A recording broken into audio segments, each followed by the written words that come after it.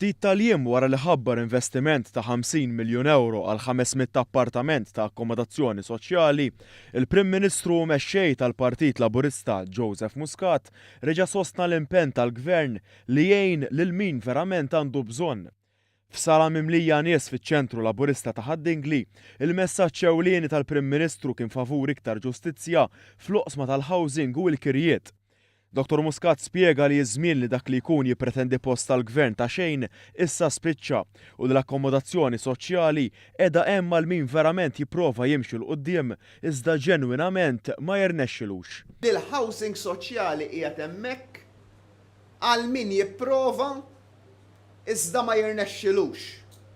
Mhux għal min jitgħażżen u min għalih ħajjitfaħħa fuq il-Gvern biex jiffranka l-flus. Il-housing soċjali qiegħed hemmhekk għal min hu marit, għal min qiegħed f'ċiklu ta' faqar, għal min għandu problemi partikolari li jipprova jsib xogħol ma jirnexxilux. Waqt li spjega li l-privat se jkun qed jingħata rwol importanti f'dan il-proġett, huwa saħaq li dan mhux se jitabba bir-responsabbiltà li jagħżel min ħaqqu post jew le. Qal li bħalma dejjem għamel fil-passat se jkun qed jerfa' r-responsabbiltà u joħloq sistema ġusta u sensibbli li tiddeċiedi min jistħoqlu u min le. Minkejja din l-għajnuna li qed joffri l-Gvern, Dr. Muscat saħaq li l-għajnuna mhux se tkun għal ħajjithom. B'differenza milli kien isir fil-passat, jekk l-uliet jimxu l quddiem mhux se jkunu eleġibbli li jirtu l-post tal-Gvern tal-ġenituri tagħhom. Iżda minflok dan jgħaddi għand persuni oħra li jkunu ferm aktar fil-bżonn. Il-Prim Ministru qal li persuni li kapaċi jimxu l quddiem se jiġu mejjuna wkoll, kif diġà qed jiġu mejjuna permezz ta' skemi tal-first to second time buyers u dik ta' irrestawra darek. Tkellem ukoll dwar il-kwistjoni tal-kirjiet li qal li huwa naċċettabbli li jkollok sit li mill-lejl għan-nar jaqbad jolli l-kera brati esaġerati. Saħaq li dan il-fattur qed iwassal l-inċertezza u instabilità fost il-familji Maltin. Għandek sitwazzjoni dawn nies għaddejjin imma ġurnata minnhom jiġi sit il-kera u jgħidilhom issa minflok 450 fix-xahar, 800 fix-xahar.